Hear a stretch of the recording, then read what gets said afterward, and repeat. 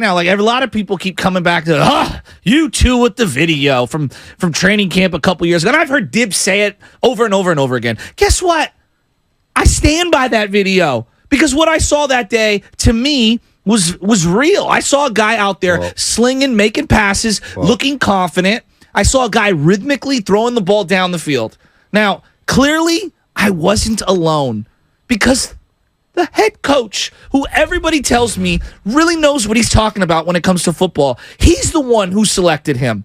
Now, we can have arguments on whether he was right, wrong, coerced into doing it, whatever. At the end of the day, John and Kyle Shanahan saw something in him to be the guy that they traded up to go select. Well, it wasn't just us with the video, so Dibs could keep harping on the video and stuff like that, whatever. If that's what he needs for material. Look, I stand by strong opinions. You're not going to be right on everything. I'll resurface the video. I know what I saw.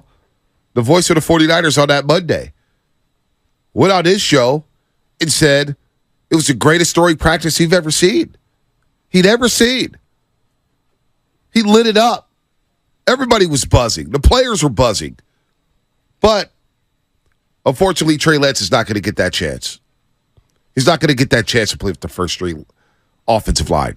He's not going to get the chance to throw to Debo and Brandon Ayuk or Christian McCaffrey and George Kittle. That's chalked. Brock Purdy is. And Shanahan, according to Albert Breer in Sports Illustrated, said a lot about Brock Purdy. It took him 3 games to figure out that Brock Purdy was a real deal. 3 games. Miami, Tampa Bay, Seattle, when they won the hat and T-shirt game and won the division. And so, number 3. Look, it didn't take long for Shanahan to get a handle on what he had. Shanahan said, I just remember the first day I got out and saw him in Ricky camp. To walk up and see him for the first time in person, yeah, his height, that was accurate. But to see his legs, to see his quads, he was built differently. He looked like a 215-pound guy. He wasn't a small guy as much as I thought on tape. Then the first day he threw, it was like, all right, that's more than I thought. There's more zip there. That isn't a third-string quarterback. He can play in this league. We'll see how he is, but that's a dude that's much better than I thought. At the time, Shanahan didn't know as much about the work that Purdy had done to unwind himself athletically, but very clearly it was paying off. And then Lynch said his mind, Brock Purdy's mind, can keep up with Kyle Shanahan's mind. So they're in lockstep when it comes to the mental aspect of the football game. Head coach, quarterback, in lockstep, that's all we want, right? That's all we want. We see it from Andy Reid and Mahomes. We're seeing it from Jalen Hurts and Sirianni. We're seeing it from all the guys. We saw it with Ken Dorsey, offensive coordinator, Josh Allen, right? Lockstep, in communication, thinking alike. Well, Brock Purdy does that with Shanahan, according to Shanahan. He does that. And so right now, instead of focusing so much on the backup quarterback, because Trey Lance is not starting a football game. Not right away. Not September. There's nothing he can do to start September 10th. We're not there yet. The only way that he's starting a game is if a lot of things happen to go wrong for the Niners. In my opinion, the only way he makes this football team is he's got to play well the last 2 preseason games. I would agree with that. That's the most disappointing thing about Sunday to me. Wasn't him holding the ball. Yeah. It wasn't him not looking elusive. And Dr. Narad Padia made a good point on Twitter yesterday, saying, man, it may take a while for him to get his burst back after the ankle injury. That's unfortunate because we just don't have that time to wait. We don't have time. We don't have time to wait. And I hate saying that. I want Trey. I'm the biggest Trey Lance fan out there. But when I saw Sunday, I was disappointed. Said, this guy's not ready to play. After sitting out all that time, knowing that, boy, if I don't play well, the conversations may start with Sam Darnold being QB2, and he goes out there and he looks hesitant. But I needed him to be aggressive, Shasky. I hear you, but let's say everyone take a deep breath. We're all taking a deep breath. Nobody's saying about cutting everybody. Fans. I'm saying the fans. But this is football season. We don't have time to wait. Why do we allow grace for Brock Purdy to work himself back into playing time? Because he looked better than Trey did. But they're both coming back from major injuries, right? One guy played in January, February. One guy hasn't played since September. Well, I'm not saying that I didn't want to see him play better. Of course I did. But can we also allow just a little bit of grace for a couple of series before we lose our minds? Yeah, of course I want him to step in there and look like he hadn't skipped a beat. But that's also a little unrealistic. Now, after the first 3 series where they looked really, really, really bad, okay? I thought it looked a lot better. we're acting like he didn't make any plays. He did make a couple of really good throws. Was it enough for my liking? No.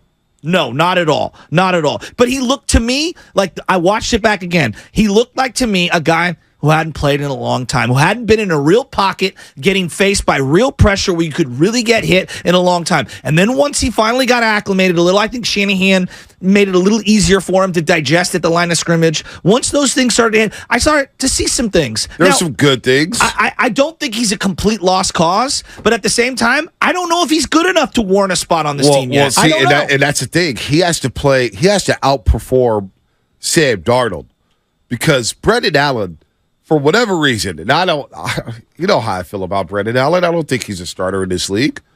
But Shanahan may say, if I need to win a game, can I win a game with Trey Lance right now or can I win a game with Brendan Allen? And it sounds preposterous. But that's what's going through Shanahan's mind. The experience favors Sam Darnold. Well, real quick. One guy's 2-2 in his career, Trey Lance. The other guy's 2-7. Yeah, he's awful. He's awful. And Brendan we're going to talk awful. about completion percentage, sack rates. Trey Lance he's 1-2. He played 2 possessions in the Seattle game. No, but he won. Oh, you're right. You're right. You know what I'm saying? My bad. 1-2. You know what I'm saying? Right. You know what I'm saying? Like he gets credit for the win. You're right. I hate when they do that.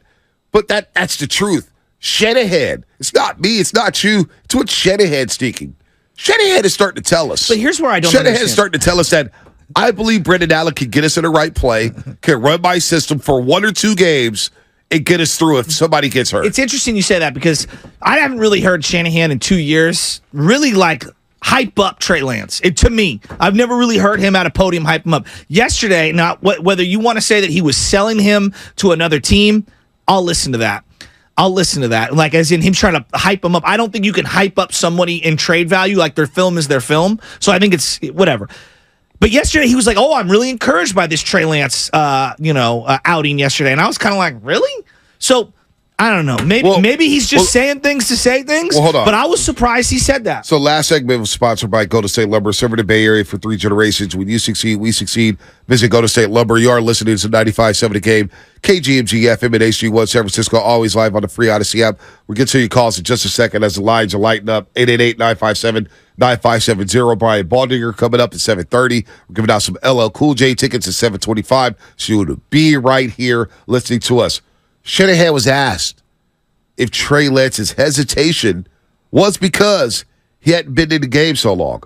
It could be. Yeah, I've had guys who've had reps in a lot of games that come out are hesitant at times too. I mean, that's also the hard thing about preseason. You know, you don't get to play a whole game to work through those things. And there's a number of times last year that any quarterback we played with comes down there a little hesitant early. And I think he had a couple of those and a couple bad sacks, and our offense didn't get going, and kind of builds up. And I was glad that he was able to fight through that and make some plays there at the end. And I wish he could have stayed out longer, but we stuck with our plan and made sure not to panic and make any bad decisions for him.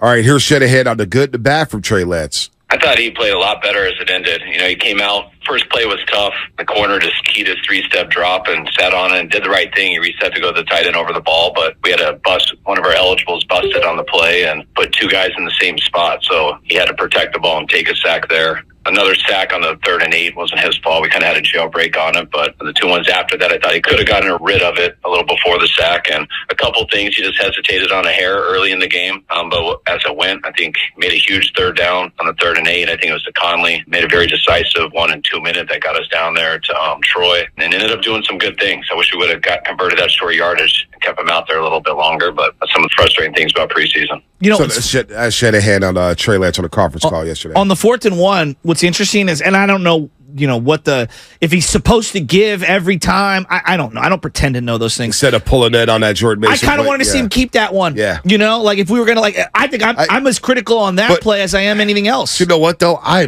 go back to his elusiveness. It's not what we think it is. How stiff he is and how slow he looked. That, to me, was like, boy, he can't outrun second-string defensive linemen?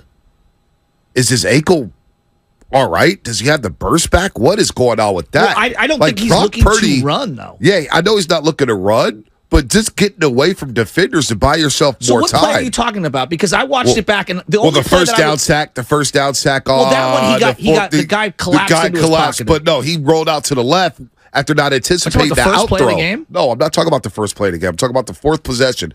He takes a snap. Yes. First down. Conley runs an out route. He doesn't anticipate it. They replayed it, and Tim Ryan's pointing it out look, you got to anticipate that and rip it. He doesn't rip it. He starts rolling out. Defender's starting to come out, and he's looking back, and he's trying to run. Doesn't do it. Scrambling also rolling to his out. left and then having to flip around. I agree on that play. Also improv to Willie Snead. It looked like he wasn't sure what to do. Now, it's great improv. I actually like that play. I don't think he makes that play the last couple of years. But I like the improv.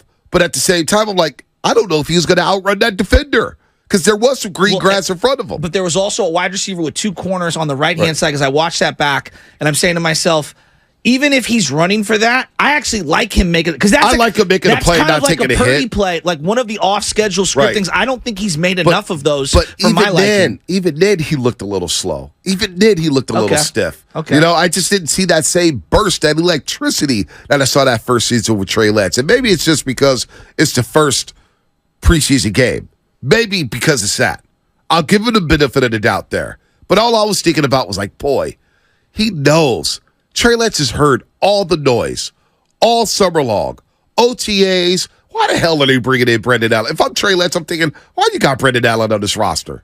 Why the hell did you go out to sign Sam Darnold on the second day of the offseason, knowing that I was going to be back and knowing that Purdy was working himself back? Why'd you have to go do that to me? All right, you know what? Fine. I'm going to prove you wrong. And he didn't. He had all that time to compartmentalize all that noise and all that smoke. Well, I mean, that's and he came out and just, I just. You can't control, like, when you're not. Like, Mahomes can go out and do whatever he wants on the field. You know what I mean? Like, we're acting like he's even close to that level. He's not. He's trying to find his footing as a player. So I hear what you're saying. Like, that's maximize your opportunity. But that's what I'm saying. Right now, he's not a starting NFL quarterback. He's just not. Yeah, I don't know if I viewed him as a starting NFL quarterback heading into camp. Well, it's third year, and I'm thinking to myself, boy, he's not a starting NFL quarterback. All right, let's get I don't even know if Sam Darnold's a starting NFL quarterback. He's been in multiple locations. He looks more capable right now than starting than Trey Lance. Yeah, but there were times, I think everyone needs to take, there were times where Jimmy Garoppolo. You keep telling us to take a deep breath. We're just having a conversation. Jimmy Garoppolo didn't look like an NFL starting quarterback. At times? Yes. At times. So how is that any different from Trey Lance? It's the one outing. I want to see more. Right. Nobody, the sky's not falling. We're just assessing what we saw. We're assessing football. And football's a passionate sport. So if you hear passion from me, it's not panic. It's passion. I'm jacked up. Football season's here. It's go time, folks. We've been waiting all summer long. I don't have to talk about the Giants for 2 months longer. No, during I am about that, they're giving up 18 hits at Oracle Park. I don't have to talk about that roster for 2 months longer. All right? It's football season. We're having a dialogue. The sky's not falling. Didn't you see okay, I know there was some bad. Relax. After the 9 plays, didn't you see a couple of really good throws? I did see some good. All right. I saw some good. Because I do think that there's this narrative out there that nothing was good. And I'm like, all right, like, let's be a little bit reasonable. After the first couple series, and you can say, Joe, it's all backups, and you got to look even better in the first year. For sure. We've seen a lot of good offenses in normal games come out and lay eggs early in games, and in the second half or whatever it is, come out and look totally different. Right. I thought he looked like a guy who was completely rusty in the pocket. Very Pre-snap, too. Very rusty. But, it makes me think, what have you been doing all offseason? This is your third year of the offense. He barely played Friday. Yeah, I know, but it's your third year of the offense. Your third year. And I don't care about the 111 quarterback rating. You take away the touchdown, it's 33. The stats lie. And the stats don't matter. But shut your eyes.